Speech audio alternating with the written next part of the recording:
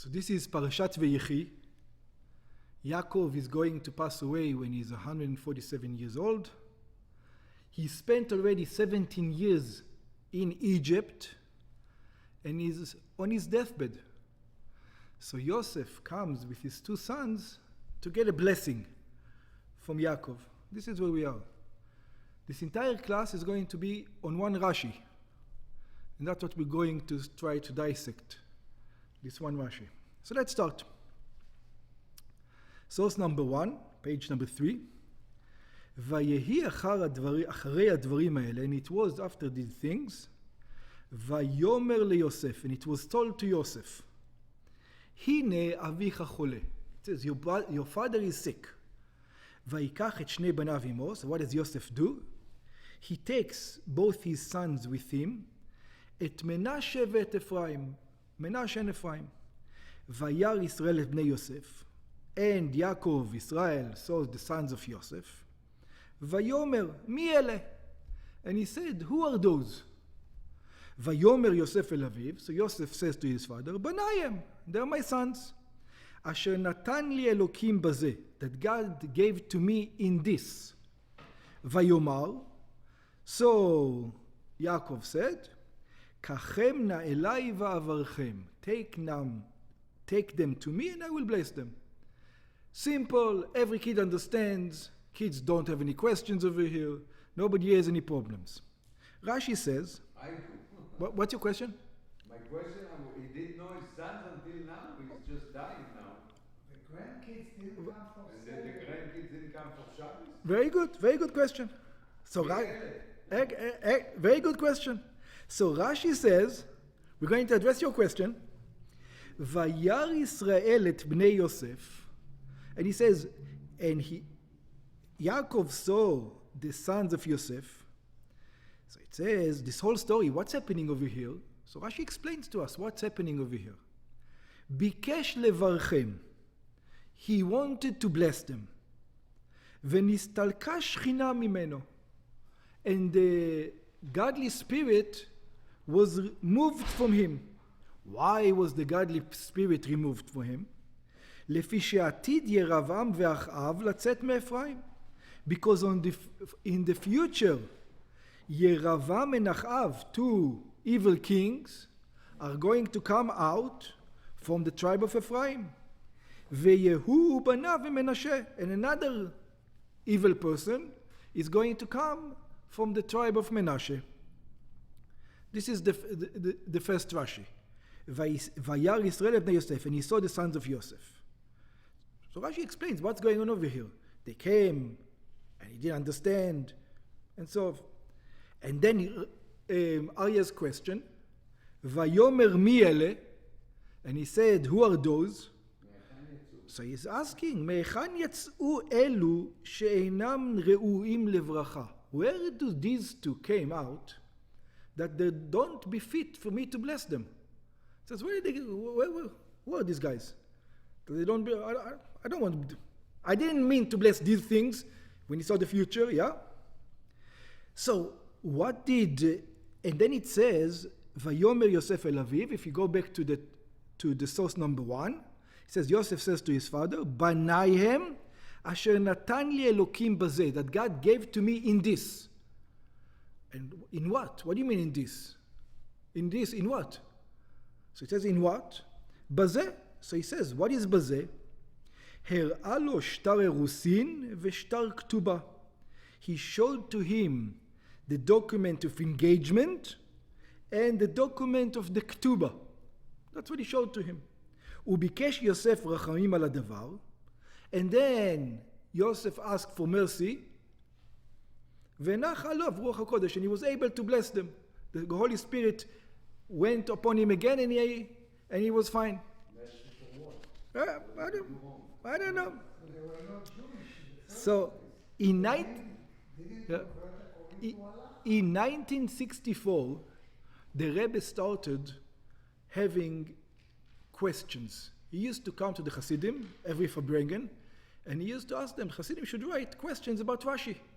And Hasidim would start asking questions about Rashi. They understood, they didn't understand. This is one of the first ones that was introduced. So the Hasidim were actually writing questions to the Rebbe, and the Rebbe would choose every week a question to address by one of the Hasidim. So we're going to go through the discussions that happened at the Farbrengen after the Hasidim wrote all these comments about this Rashi. They also didn't understand, just like us. It was a Rashi. So we don't understand what's going on over here. So let's start. Page number 4. Benogea lepirush Rashi. The Rebbe says, when it comes to the explanation of Rashi, נתעכב על מה שהעירו אחדים בפירוש רש"י על הפסוק. It says many commentaries have these difficulties on this verse. What the difficulties? It says, וירא ישראל את בני יוסף ויאמר מי אלה. And Yaakov saw the sons of Yosef, and he said, who are those? And many commentaries have a problem. What do you mean, who are those? Who are those? ביקש, so it says, Rashi, we know what Rashi says, ביקש לברכם, he wanted to bless them, ונסתלקה שכינה ממנו. And as soon as he was about to bless them, the prophecy left him. He couldn't bless them. ולכן שאל מי אלה, and that's why he asked, who are those? Because he was suspicious, right? What's going on? I wanted to bless them. God doesn't want me to bless them. That's suspicious. That's why he asked, who are those? So he says, מהיכן יצאו אלו שאינם ראויים לברכה. It says, from where these ones came out that do not befit to be blessed. כי לכאורה, it says, in simplistic terms, the Hasidim asked this question, this is one of the Hasidim is going to ask, מהו הכרחו של רש"י להוציא את הפסוק מפשוטו? It says, I don't understand Rashi. The Hasid asked. There's a simple explanation. You're teaching a 5-year-old over here. You want a 5-year-old to understand? Why do you have to go all this story, a prophecy, no prophecy, in the future, what he saw? You don't need to go through this. ששאל מי אלה, it says, you can say, ask simply, who are those? מפני שלא הכירם. Maybe he didn't recognize them. He didn't know who they were. כמו שכתוב בפסוק של אחרי זה, just like it says in the verse afterwards, what does it say in the verse afterwards? ועיני ישראל כבדו מזוקן, לא יוכל לראות. It explains. The eyes of Israel, he became old, he had cataract. It's not like today, he can go to the doctor and get it removed. That's it, he couldn't see. He couldn't get anything. He wasn't able to see. Very simple. Why do you have to go the midrashim to bring the prophecies, no prophecies? Make life simple. It's a kid is asking. Yeah. Very good. It's the kid is going to be happy. There's going to be problem. Says, why does Rashi bring all these problems? That's what the Chassid asked. And the Rebbe continues, וקושי נוסף בפירוש זה. It says, there's another difficulty. שמכריח להוסיף ולחדש גם בפסוק של אחרי זה. דבר שלא נזכר בכתוב. It says, we're also going to see something that is not mentioned in the writings. It says, ויאמר יוסף אל אביו, בניי הם אשר נתן לי אלוקים בזה. Yosef says to his father, these are my sons that God gave it to me.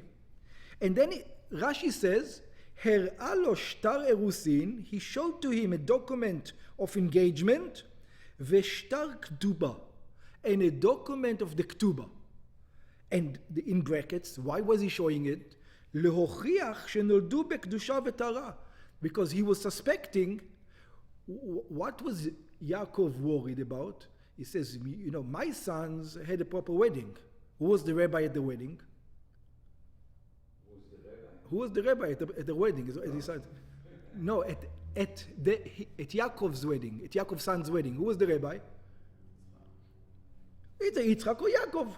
Either Yitzchak or Yaakov were the rabbi. So he knew what to do. There was Shtar Yerusin, there was Shtar Ketuba. But he says, Yosef got married well. He got married in Egypt on his own. I don't know if he got married properly. Maybe that's why the prophecy left me now. Yeah? שלכן ראויים לברכה.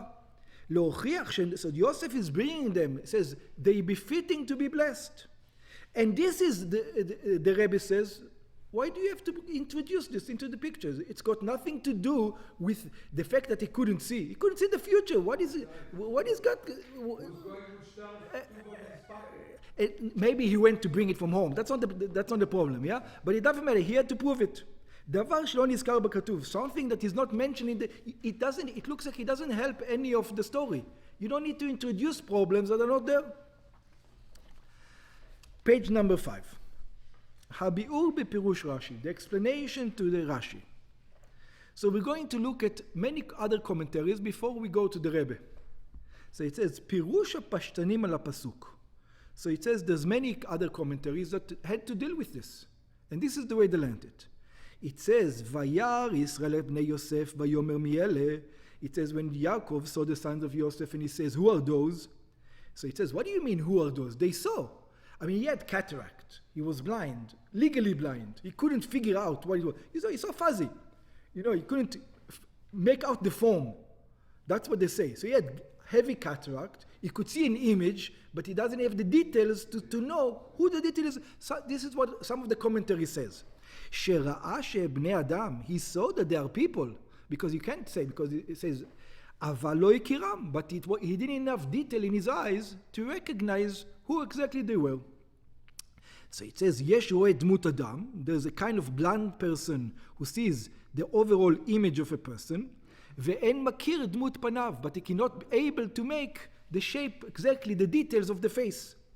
Why? And then we said, מכיוון שעיני ישראל כבדו מזוקן, because his eyes were dimmed from seeing. He was already old. Simple explanation, everybody is happy, you don't have to go to all these things. So Rabbi says, no. Even though the commentary says it, says you can't say it. Says, why can't you say it? Says, אינו מסתבר בפשוטו של מקרא. It says, if the kid is smart, the 5-year-old that's trying to tell him this story, says he's not going to accept this answer. Oh, why not? שכן גם אם לא הכיר דמות פניהם, because even if he didn't recognize the image of their face, בוודאי ידע והבין מעצמו שהעומדים לפניו הם בניו של יוסף. For sure he knew that who are these two sons? Of course they're my grandsons. If you're on your deathbed and your son is coming, obviously who is he bringing with him? Obviously he's bringing in his two sons. Who is he bringing in? This guy and that guy? That's an obvious thing. On the other hand, if you want to blame somebody, you got to make sure that this is the Yeah, maybe. But it says, but but it's hard that the 5-year-old still going to say, come on, you come to the deathbed of your father with two other people and you don't know that these are your grandsons. Most probably those are your grandsons. Okay. ובפשטות. And then furthermore, the Rebbe goes, הבן 5 למקרא למד כבר אודות ברכתו של יצחק ליעקב בעת זקנתו. It says, we already covered that Yaakov got a blessing from his father Yitzchak. That he already learned, the 5-year-old. Because it's in the Chumash already. It says, כי זקן יצחק לא ידעתי יום איתי. When Yitzchak was old, he didn't know the day of his birth, he called Esav to bless him, if you remember. So it says, כטבע האב שכאשר עומד להיפרד מבניו לעולמים, קורא להם לברכם. This is the nature of the father. When he knows it's about time, he calls his sons to bless them. ומכיוון שכן, and says, and since this is the reason, הרי כאשר יוסף בא ליעקב, when Yosef comes to Jacob, ויעקב מדבר איתו, and Yaakov is speaking to Yosef, ויאמר יעקב אל יוסף, as it says, the verse, and Yaakov said to Yosef, בלוויית עוד שניים, and he's bringing in 2 other people with him, הרי גם אם תמצא לומר שאינו מכיר דמות פניהם, even if you want to say that they can exactly make the details of their face, because he's old, היה לו להבין שבני יוסף. We're talking about Yaakov, he should have understood who these guys are, he's not an idiot. He should have understood, hey, this is he's bringing his sons. שהתלוו אל אביהם לקבל ברכתו. They came with their father to receive the blessing. ומה גם שהזכירם בדבריו. And 2 verses before this, it says, ואתה שני בניך נולדים לך. He told, your 2 sons are going to be 2 tribes. So he knew who they were. It's not like he didn't know. He knew. And the proof is from the verses itself. He says, and now these 2 sons that you have. So he knew who they were. ואם כן, מהו כל משלם מאלה? So therefore, what is he asking? Who are those? What is he asking over here? Okay.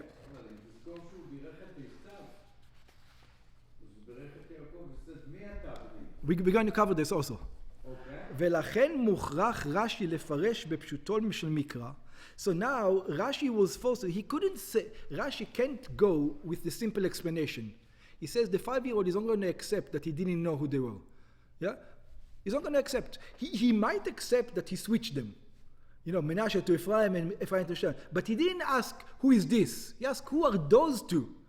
And 2 seconds ago, he blessed Yosef that his 2 sons are going to become tribes. So he said, it doesn't make sense. He knows for sure who they are. So Rashi says, ששאלת יעקב מי אלה אינה כפשוטה. It says it's impossible that he didn't know who they were. Obviously, he knew who they were. In other words, מפני שלא הכירם, because he didn't recognize them. He recognized them. That's not a simple answer. כי אם מפני שביקש לברכם ונסתלקה שכינה ממנו. So Rashi has to explain. So what is he asking? He says, you know what is he asking? He wanted to bless them. And all of a sudden, what happens? The spirit of prophecy left him. So he was worried maybe they don't deserve a blessing. So he was thinking, why they don't deserve a blessing? And then we have all the continuation. ולכן תמה ושאל מי אלה? And look how he asked. He doesn't have a question who they are.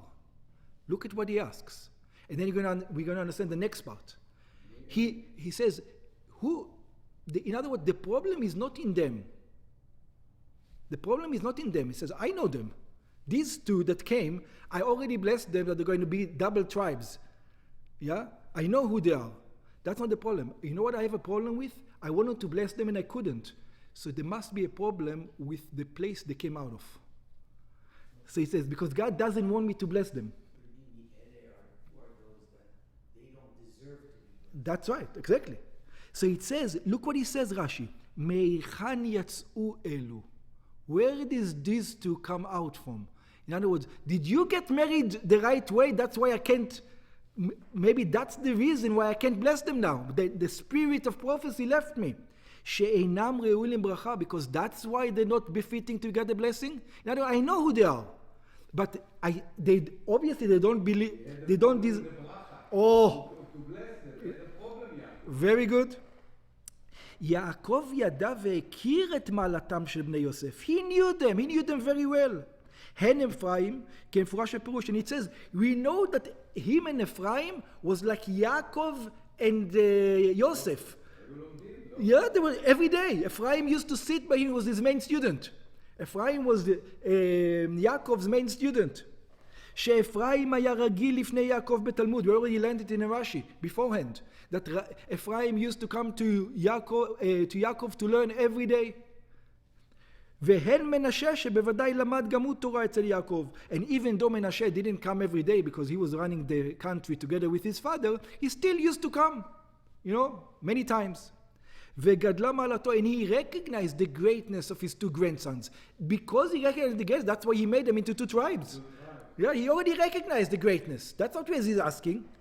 ולכן כשראה יעקב שנסתלקה שכינה ממנו, and therefore when Yaakov saw that the spirit of prophecy left him, תמה ושאל. Now he's asking the question, מהיכן יצאו אלו שנאמרו לברכה? I thought until now these were great people.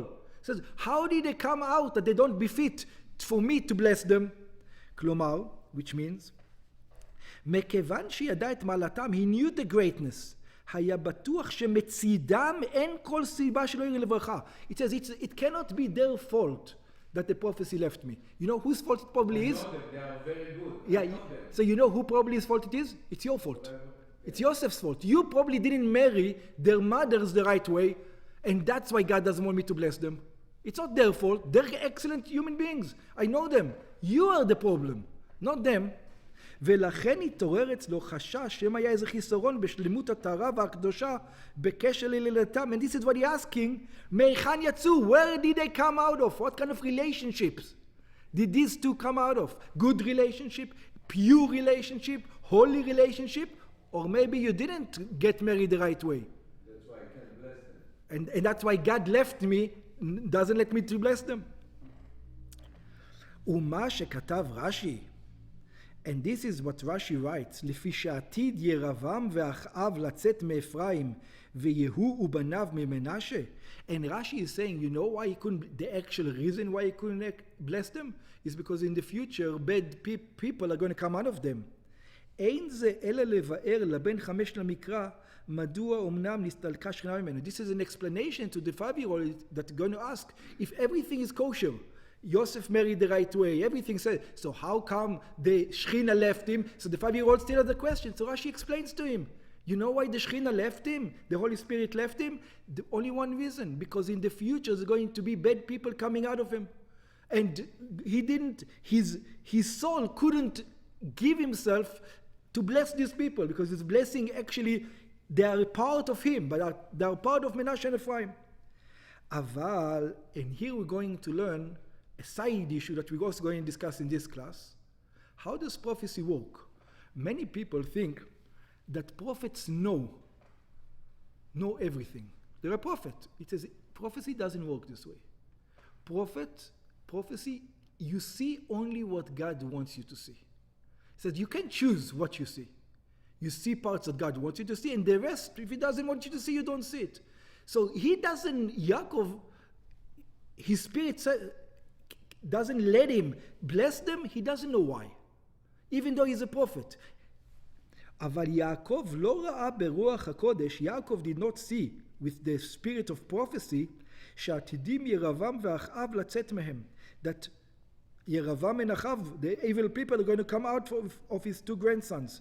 ואדרבה, לא הראו. So the question is, why not? So he's going to feel bad for himself. Look what that my grandkids going to have. Very good. Excellent. Excellent. Where do we see? Let's read it. ואדרבה, לא הראו דבר זה ברוח הקודש כדי שלא לצערו. He didn't show it to him with the Holy Spirit because he would have great pain. He says, on my deathbed, I'm going to see that the future generation are going to be evil. He says, why do it to him? Where do we see this idea before? We know that Yitzchak lived for 175 years. And we know that Abraham lived for 180. Yitzchak was also supposed to live for 180 years. God killed... Oh, Because he didn't want to see that Esau go to Talmud Ra. very good. So God killed Yitzchak 5 years earlier. Why? Because when his grandsons, his two grandsons, Yaakov and Esau, turned 13, Esau went on a killing spree on his bar mitzvah. He killed Nimrod and everybody else, the entire day, and he didn't want Yitzchak to suffer through the pain that this is what his grandson is doing.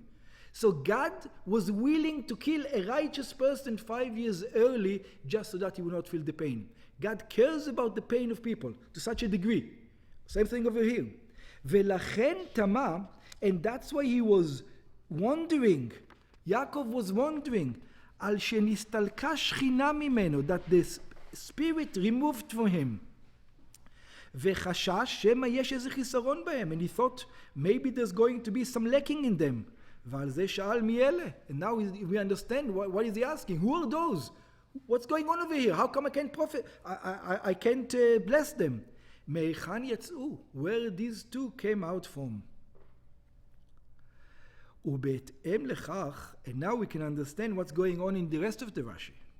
ויאמר יוסף אל אביו, and Yosef comes to his father and he says, בניי הם אשר נתן לי אלוקים בזה. And now we understand the verse according to Rashi very well. It says, these is my sons that God gave them in this. What's the this? With the Ketuba and Erusin.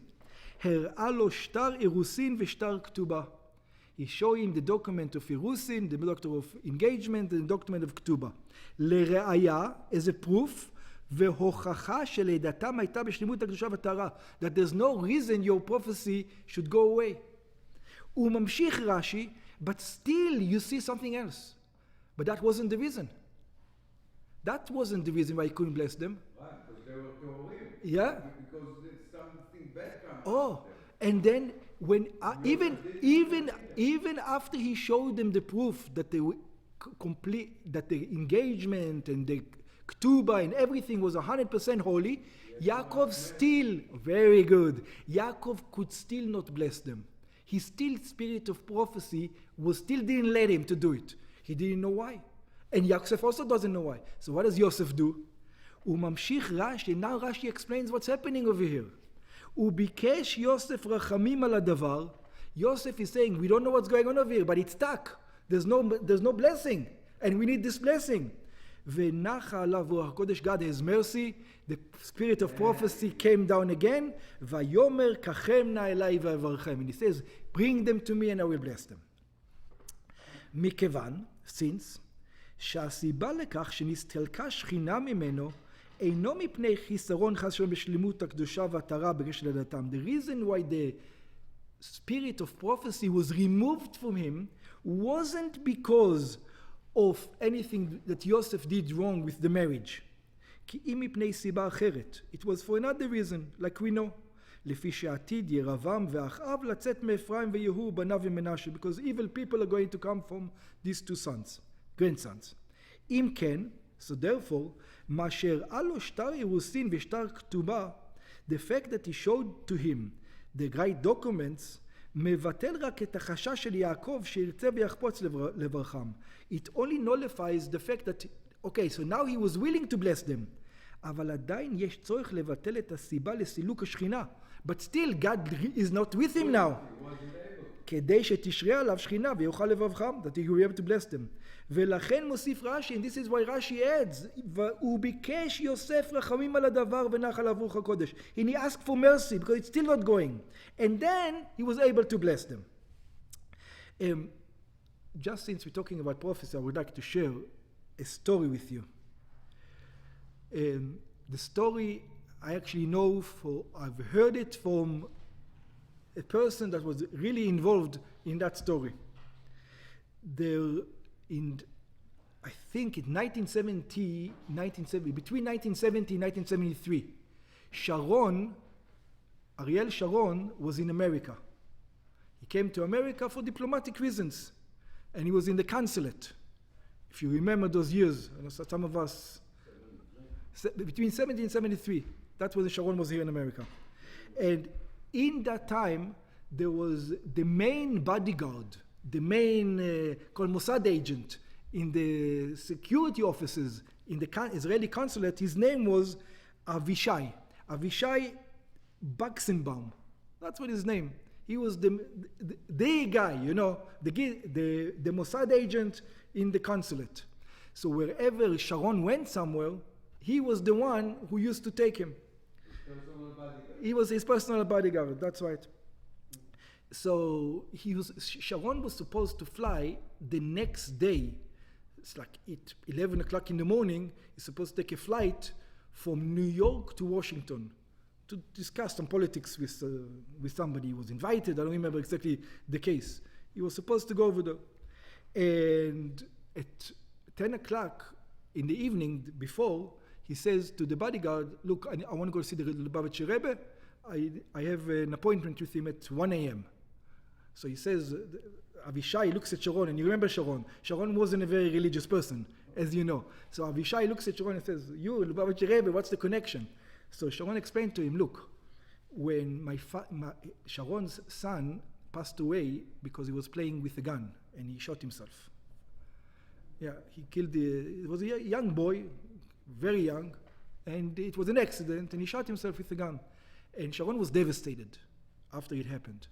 The Rebbe immediately told like 15, 20 shluchim to go to Menachem Avel, to Sharon. And each one came one by one, to the thing. And so Sharon says, because of that, I want to meet the man who sent those people to those people. So he was supposed to be with the Rebbe from 1 a.m. and it's usually 15 minutes. Everybody gets like 15 minutes with the Rebbe. 15 at that time. At that time, it changed a lot, but at that time it was 15 minutes. Yeah. It was 15 minutes that usually people would stay by. And so he's waiting, he's the bodyguard, he's taking Sharon, so he's waiting. And 15 minutes go by, and an hour minute go by, and 2 hours goes by, and 3 hours goes by, and it's already sunrise. And he knows that Sharon needs to be in Washington. He needs to go. Yeah, he's got a flight. He's got Zeu. But Sharon doesn't come up. When Sharon in the end comes out, it says it was already, the sun was up already. He says he came up, he put on tefillin, he davened, and then Sharon told him, look, I'm not going to catch this flight, I'm exhausted, I can't do nothing, I'll go sleep, I'll catch tomorrow's flight. That's what he told him. If you remember, anybody remembers what happened to that plane? That plane was, it was not kidnapped, what's the, hijacked, thank you. It was hijacked by some Algerian, because they knew Sharon was going to be on the flight. And they hijacked the plane and it went to Algiers. They hijacked Sharon's plane to Algiers. So he asked, after this whole thing, this Avishai asked Sharon, what was all the conversation with you and the Rebbe? So he says, I looked at the clock every 10 minutes, and I'm telling the Rebbe, I have a flight to go to. So the Rebbe says, what are you in a hurry for? What are you in a hurry for? And he says, and he kept him like this. He says, they're going to keep him. It's okay. He says, what are you in a hurry for? And this was the story. In other words, like you say, the Rebbe saved him. Somebody heard the story, a chassid, his name was Ze'ev Sigal. Yeah, he heard this story from the bodyguard, but he didn't believe it. He said, I don't believe it. I want to hear directly. So he went to the Rebbe, and he asked the Rebbe, what happened over there? And no, his question was even further. He asked the Rebbe, I don't understand. If you knew that the plane is going to be hijacked, why didn't you tell somebody? So why didn't you? So the Rebbe told him, I never knew that I never knew that the plane is going to be hijacked. But what I did know, that he is not supposed to go out of here right now. It says, oh, that's the only thing I knew. This explains prophecy. It says, I didn't know. So, you see, prophets, people, yeah, it says, all I knew is that for some kind of reason I need to keep him here. That's all I knew. I didn't know why I need to keep him. I didn't know nothing. But I knew that I need to keep him. I didn't know why. And every time I was trying to go away, I was talking to him a little bit more so he will stay a little bit more. Why? I didn't know. So it says, so this is what an example for prophecy. I did know and I didn't know at the same time. Just to understand a little bit what is prophecy. So, but let's continue.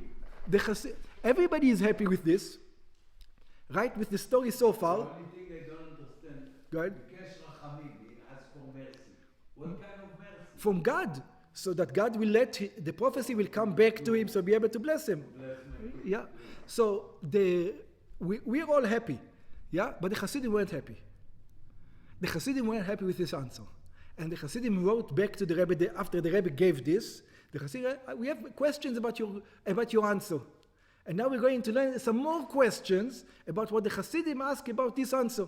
So let's continue. Al pasuk, it says on the verse, Vayomer Yosef el Aviv, banai hem asher natan li Elokim beze. It says, these are my signs that God gave me in this. Sha'alav mefaresh Rashi. On this, Rashi says, Her'a lo shtar irusim v'shtar ketuba. It says, he showed to him a document of engagement and a document of the ketuba. Yesh la'akdim lekol rosh. So the Rebbe says, first of all, you have to put things in straight. It says, it still doesn't make sense. It says, why doesn't it make sense? שמה שכתב רש"י שטר אירוסין, when Rashi says a document of אירוסין, a document for engagement, אין כוונתו לקידושין בשטר של דין תורה. He's not talking about the kiddushin that you can today there's no such thing. We don't do it this day. Yeah, today we do ketubas, but in the old time there was how did you get married? The way you get married, when she was 4 years old and you were 6 years old, the family will get together and they will say, oh, that's a good shidduch right over here, and they will write a document that she is married to him. Yeah, she will grow up in her life, and in 10 years, when they grow up, they get married. That's shtar irusin. Yeah, that's shtar irusin. Yeah, so Rashi says shtar irusin over here. So he says, אין כוונתו לקידושין בשטר של דין תורה. This means marriage. By the way, according to halacha, at the moment you write the engagement document, right, at that moment you married. You don't have to consummate the marriage. The document is the marriage. This is why today we do the two blessings right together under the chuppah, so that, because there was a lot of problems, many times the chassan in those times didn't like the kala for some reason, he didn't want to get married, and he would run away. And since there was a document that says she was married, she couldn't get remarried now unless she gets a get. And go find him in the old times. You know, he moved to Greece. So go find the guy. And she will never be able to get married again in her life. He doesn't care. He gets married to whomever he wants. A man can get married to as many wives as he wants. You know, she is stuck. So they stopped, the sages after that stopped that. They say, we're going to put them both under the chuppah so that the guys cannot run away. But that came years later. Yeah? So this is stark, but it says, when Rashi says the engagement document, he's not talking about that engagement document that I just explained. Why not? Rashi says, "Shtar, irאה לו שטר אירוסין, מישהו שטר אירוסין ושטר כתובה." I know, but it says it cannot be that this is the same. We're going to see why. כותב על הנייר, it says, הרי את מקודשת לי. It says, according to halacha, if you say, you are betrothed to me, she's married. So he says, because the Rebbe says, you can't say that. And I have a question on Rashi. How can Rashi says this? So it says, כי מדובר כאן לפני מתן תורה. We're talking over here at the time that is before מתן תורה. שאז לא היה עניין של קידושין כלל. Then you didn't have this rule at all. You didn't have the rule of kiddushin. It says, how do we know we didn't have this rule of kiddushin? He says, כמו שכתב הרמב"ם בתחילת הלכות אישות. He says, the Rambam explains how it used to be before מתן תורה. How it used to be. קודם מתן תורה, the Rambam specifically says, before מתן תורה, היה אדם פוגע אישה בשוק, a person would meet a woman in the marketplace, אם רצה הוא והיא לישא אותה, he says, you want to get married? She says, yes. מכניסה לתוך ביתו ותהיה לו אישה. So you start living together, that's what the marriage is. This is before מתן תורה. That's the way it worked. לפי דין תורה או לפי דין של בני נוח? Everybody. That's the way they did it. No, Jews, everybody. That's the way they did it. Oh, the Jews too? Everybody. Before מתן Torah, if there's Jews or not Jews, we discuss. You said that they are both kept the Torah. Or, Must kept this too. we'll get to that. We'll get to that. ובנוסף לכך, and furthermore, הבן חמש למקרא לא ראה מעולם שטר אירוסין. When Rashi is explaining it, he's explaining it to a 5-year-old. And he's telling you should know that there's shtar irusin. There has never been such a document. And he didn't see it. The 5-year-old never said it. By the way, when Rashi writes it, at Rashi's time, it didn't exist. People didn't get married with the shtar irusin, engagement. It didn't exist. Nobody used it. So it says, what is Rashi? Rashi is explaining it to whom? To a 5-year-old that never saw it, and he's telling him shtar irusin that the 5-year-old never saw? What kind of explanation is this? A 5-year-old never saw it. What are you explaining to him? You're telling him there's a concept that he never realized that there's a concept. It doesn't exist for him. So it says, you're not explaining to him anything. ורש"י אינו יכול להראות לו שטר אירוסין. Rashi can't even show him שטר אירוסין. מכיוון, it says, who over here, how did you get married? Jerry, how did you get married with what? Don't ask her. How did I get married? Two different ways. I'll tell one. With the Ketuba. Ketuba is not the marriage document. Ketuba doesn't count. Anybody? How do you get married today, guys? Or with the ring. Today we get married with the ring. The ring is how we get married. מכיוון שכבר נהגו כל ישראל, because the custom by all Jews, לקדש בכסף או בשווה כסף. The custom by all Jews throughout generations for many, many years, thousands of years already, that we do kiddushin either with cash or with something that's worth cash, which means the ring, golden ring. That's what the custom today is to do it. So let's look at source number 2. This is still Maimonides. וליקוחין אלו מצוות עשה של תורה הם. Today it says after מתן תורה, this is how you get married. ובאחד משלושה דברים אלו האישה נקנית. One of these 3 things, you buy a woman, you acquire a woman, בכסף או בשטר ובביאה. It is with money, or with a document, or with relationships. That's the 3 ways one can acquire a woman. And today, through our generations, we don't use document, and we don't use relationship, we use שווה כסף. אף על פי שעיקר הדבר כך הוא כבר נהגו כל ישראל לקדש בכסף ובשווה כסף. It says now, the entire Jewish nation, we used for already thousands of years, we've been using something that is worth money, like a golden ring. And now comes Arya's question. He says, but what's going on over here? ואף שקיימו האבות כל התורה כולה עד שלא ניתנה, but we know that the forefathers kept the entire Torah. Even before it was given. They weren't supposed to, but they volunteered. So he says a 5-year-old is not going to ask that question. Why not? אך בנוגע לדיני קידושים, but he's not going to ask it when it comes to marriage. Why is he not, the 5-year-old is not going to have questions when it comes to marriage, this question? אנו רואים שזה לא היה קיים אצל האבות בצורה שאנו עושים זאת לאחר מתן תורה. Because the 5-year-old knows that the way the forefathers got married is different than the way we get married. He already knows it. How does he know it? כפי שהבן 5 זוכר שלמד בפרשות קודמות שיעקב נשא 2 אחיות. He already learned that Yaakov was married to what? 2 sisters. He knows the rules before מתן תורה is not the same. וילמד יותר מאוחר שאומרם נשא דודתו. And he's going to learn further on that Amram married his aunt, which is also forbidden by the Torah. ועוד הדוגמה הכי בולטת, and the most that has to do with us, the example that has to do with us. לבן הביא את לאה ליעקב בערב וברמאות. When Lavan gave to Yaakov Leah, Yaakov could have said, where's the document? Where's it? You didn't write Leah in the document. It doesn't say. He didn't say that. If you needed the document, he should have said that. And that's the proof that he didn't use the document, this document. ויבוא אליה, ותו לא נתווסף בזה כלום, וטענת יעקב הייתה רק למה רימיתני, and all Yaakov could say is, why did you cheat me? He couldn't say, where's the document that there's no marriage? If he could, he would. He would undo the marriage. It's not the right woman, you gave me the wrong one. It said Leah. והנישואים קיימים עד עתה. And he admitted that the marriage is good, and there was no what?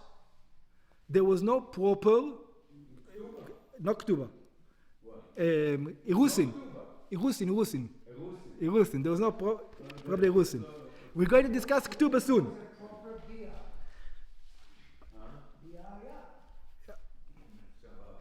Yeah, but but if it with the wrong one, it's called false advertising or false. You give the wrong thing. Yeah. ומכיוון שכן, and since this is now page 10, בהכרח לומר שמה כתב שמה שכתב רש"י הראה לו שטר אירוסין. So what does Rashi tell a 5-year-old? He showed him שטר אירוסין. What is he talking about? אין הכוונה לקידושים בשטר כדין תורה. שטר של נשות חילת קושי. It's not the אירוסין that we remember from the Gemara. דבר שלא היה במציאות לפני מתן תורה. A thing that was never actually happened before מתן תורה. We see Yaakov didn't do it. He expects Yosef to do it even though he didn't do it. That cannot be. ובוודאי לא יכתוב רש"י בפשוטו של מקרא דבר שלא במציאות או שיחלוק על הרב במציאות. And for sure Rashi doesn't go against halacha. What is it? So what is Rashi saying? That's what the Rebbe is asking. כי אם על דרך שטר מתנה. So it says at that time שטר אירוסין was like a שטר, a document of a present. What does it mean? A document of a present. וכיוצא בזה and similar to that, כלומר שטר לראייה, it was the document that everybody can see על מאורע פלוני, that something happened, that there was actually a marriage. What does it mean? שפלוני נתן לפלוני מתנה וכיוצא בזה, that I gave you this present, and here is the document that I gave you this present. או בנידון דידן, what is it got to do with us? שטר ראייה שהוא עניין מסוים לפני הנישואים, בתור הכנה לנישואים. This is the way the Jews got married even before Matan Torah, then after Matan Torah. It says, the Goyim, the non-Jews, used to get married just like the Rambam said.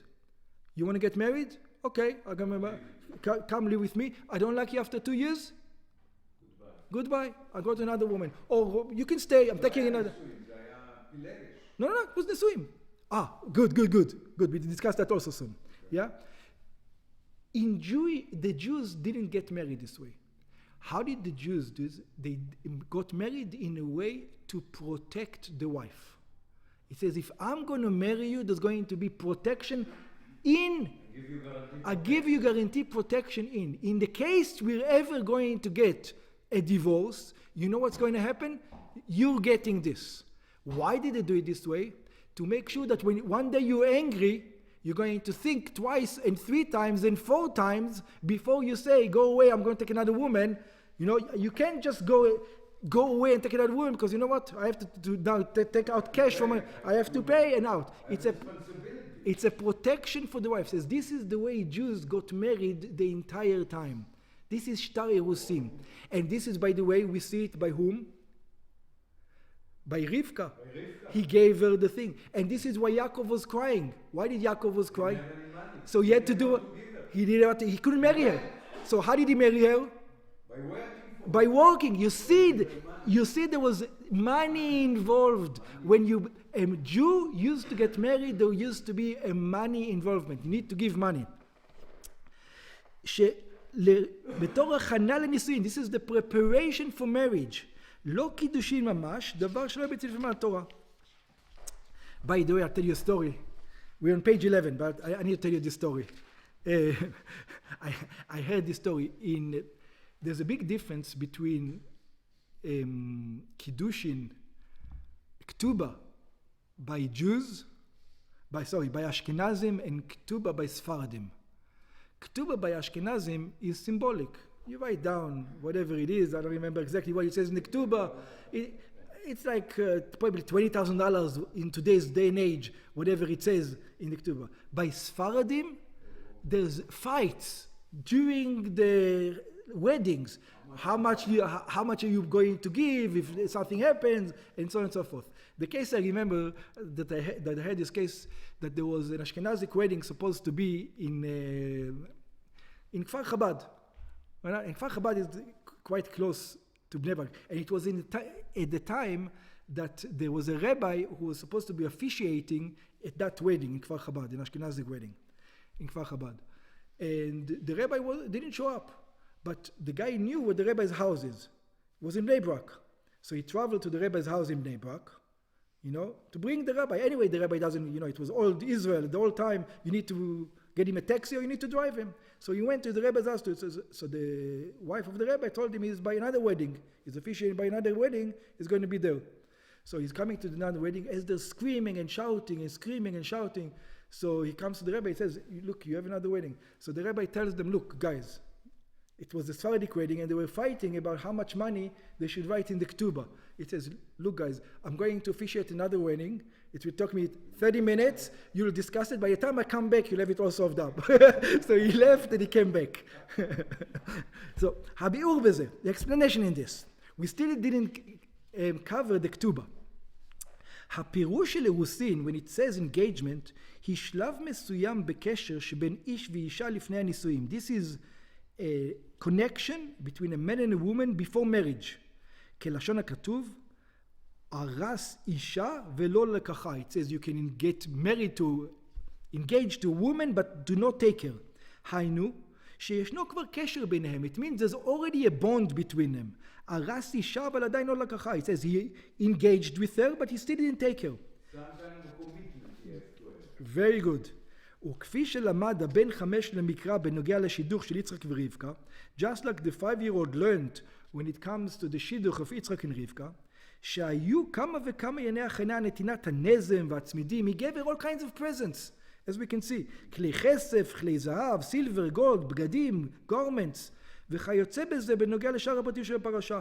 ורק לאחרי כל זה, and only after all this, ויביאה יצחק האוהלה.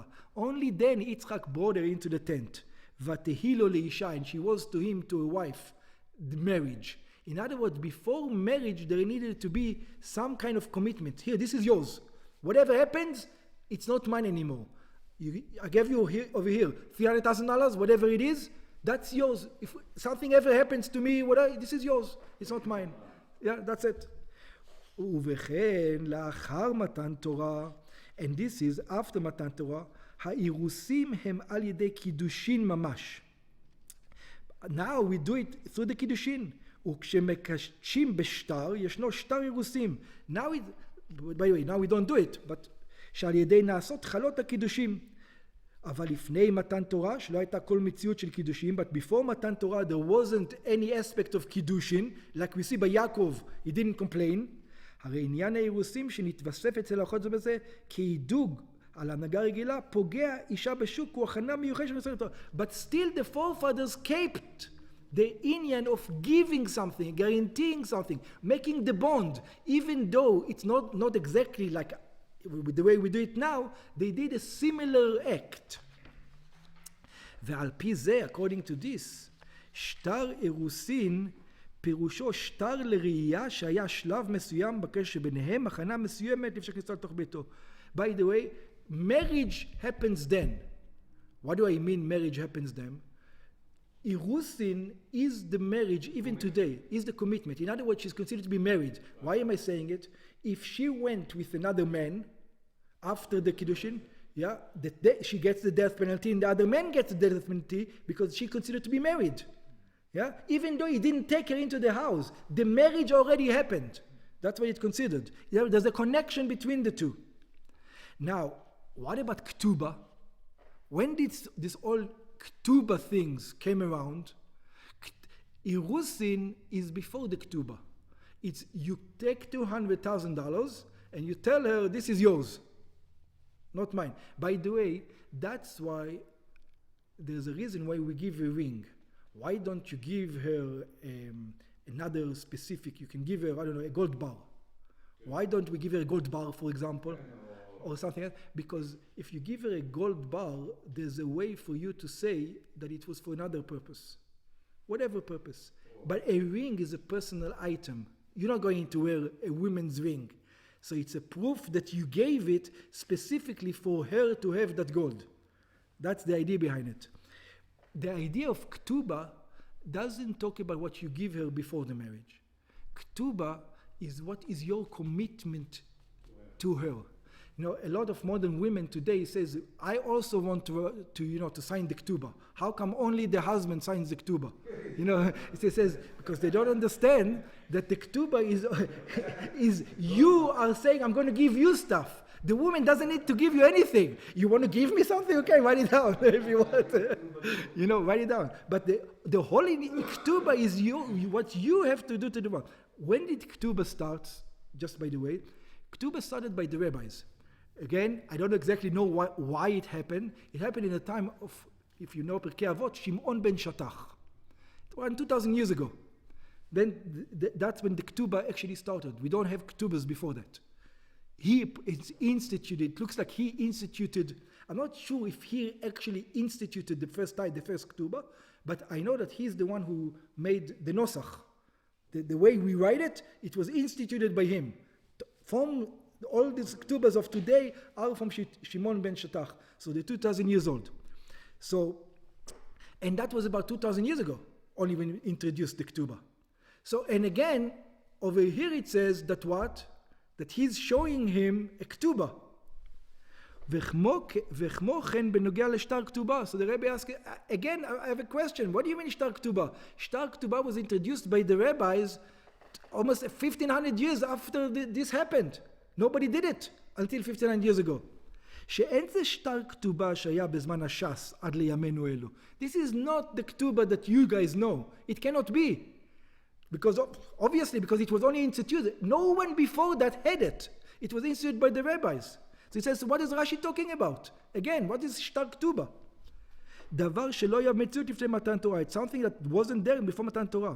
כי אם הדרך מה שכתוב בסיפור של שכם בן חמור, but it says it is like the story that we have on שכם בן חמור. It says, what happened שכם בן חמור? שכם בן חמור, when he wanted to marry Dinah, what did he say? הרבו עליי מאוד מוהר. It says, tell me how much money do you want? How much money do I need to give it to you? It says, how much money? In other words, I realize that I have to buy. I have a commitment over here. Yeah. ומפרש Rashi, and when Rashi explains what's this mohar, Rashi then explains to you, this mohar is the same thing as the ktuba. In other words, I take responsibility for this woman. כלומר, התחייבות ממון. It says, if anything ever goes wrong, this is what I owe her. I owe her $1 billion, $1 million, $100,000, whatever it is. והפירוש של שטר כתובה, when it says a document of כתובה, הוא שטר ראיה שהייתה התחייבות ממון. It's only a document that I actually, with something wrong happening over here, I am obligated to give her whatever I need to give her. וזהו הפירוש של לו שטר אירוסין ושטר כתובה. And it's problematic to say because both these two things didn't exist, not in the time of Rashi. So it says this is what it means that he showed it to him, a document of Irusin and Badar Ktuba. להוכיח, to prove, שנישואיו עם אסנת לא היו באופן שפוגע אישה בשוק. To prove that when he married Osnat was not like a regular person meets a woman in the streets, lives with her for 5 years, brings some babies, and then 3 years later gets married like people do nowadays. You know? He says, no, it was all in a holy manner. כי אם לאחר הכנה מסוימת, there was a commitment, it was done in the right way. It was a rusin, we had an attachment beforehand, ונוסף לזה, and besides that, there was a ktuba, not exactly the same time of ktuba, but there was a commitment that if something goes wrong, I still need to give you the money. שלכן הנישואים הם בתכלית השלמות, הן מצדו של יוסף, והן מציבה של אסנת, כי נזכר ליל ברוקה. Okay, the next stuff that I want to go through, it's actually a long section, but we're not going to go through this whole session, but it's important to go through. The Rebbe ends this, page 13. ויהי רצון שמהדיבור בעניין אירוסים ונישואים, it says, since we're talking about engagement and כתובה, the Rebbe says, נזכה בקרוב לממש לעניין הפנימי והרוחני של נישואים בנוגע לקדוש בכנסת ישראל. It says, the way people get married is an analogy to the relationship between God and the Jewish people. And we're going to see now the Jewish law throughout the ages kinds of tries to force God into a relationship with us. Just keep in mind, we don't have to go through the whole thing, but keep in mind what I'm saying. מכיוון שכן, it says, since this is so, it says, so what did we see? We see that the husband, which is God, has to make a connection with the wife. That's his job. And he needs to guarantee things for the wife. ומכיוון שכן, the Rebbe says, since this is so, צריך הקדוש ברוך הוא למלא את כל ההתחייבויות של איש לאשתו על פי צווי התורה. It says, why did the Rebbe institute the Ketuba? In the Ketuba it says the obligation of the husband on the wife. In other words, we are forcing God, when we accepted Ketuba down here as Jews, we're telling God, this is the Jewish law. And if this is the Jewish law, it applies to whom? To you also. You gave us the power as the rabbis to institute new laws, and you say that you're going to follow them. So here is a law that we all follow. Since we all Jews follow it, now you have to follow it. What's the rule? Al pi tzviyat Torah. It says you are obligated, once you get married to the Jewish people, to take care of she'ara, to feed us, ksuta, to clothe us, ve'onata lo igra. In the relationship with us, you say that you guaranteed to have. וכמו שמובא בנוסח התנאים, and just like today, when we wrote the tnaim just before the marriage, if you remember, Aryeh, we wrote the tnaim, that was, not the Ketuba. Oh, at night. At night. The night before we wrote it. You remember that? It says, that's right. What is written in the tnaim? It says about the husband and the wife. It says, ve'al yavrichu. They're not allowed to do things on the sides between each other. Ve'al ya'alimu. They should not hide from each other. Lo zo mizo. Not God from us, not us from God. Ve'yaduru beinehem, and it says they should live how? Be'ava, with love, ve'chiba, and liking each other. K'orach kol ara, kederach kol ara, it's like the way of the world. Ubenosach haktuba, and the Ketuba says, ve'ani a'avod, it says the husband, this is what he guaranteed to the wife. It is, you cannot get married, by the way, as a Jewish husband. You know, some guys today get married and they sit at home and they do nothing all day long because they get the government pays, or this guy pays, or that guy pays, and they're not actively involved, whether it is at home or somewhere else. They just sit around and play video games and drink beer, whatever these guys do. You know, it says in the Ketuba and in the Tnaim, what does it says? Va'ani a'avod. It says, I am going to make sure that I go out into the world and work it. Ve'achabed ve'azun ve'afarnes. I'm going to make and sustain you and honor you. By me sustain you and honor you, by getting a good job, putting you in a good community, giving you a standard of living. That's what it means. Kemishpat bnei Israel, just like the Jewish people. Upshita lizaher me'od bona'at ishto shelo letzara. And it continues, and it says over there that one has to be very careful with his wife, never to give her pain, never to make her cry. Shedim'ata metzuya, because they're sensitive creatures. By the way, all this is we're telling God about us. Yeah, that's what we're actually doing. Yeah, keep it in mind. Ela adraba, le'olam yehe adam zeir bechvod ishto yoter migufo. It says one has to be careful in the honor of his wife more than if he isn't careful in his own body. אשר כל החיובים הללו הם גם בנוגע לקדוש ברוך הוא ישראל. Everything we said also applies to God and us.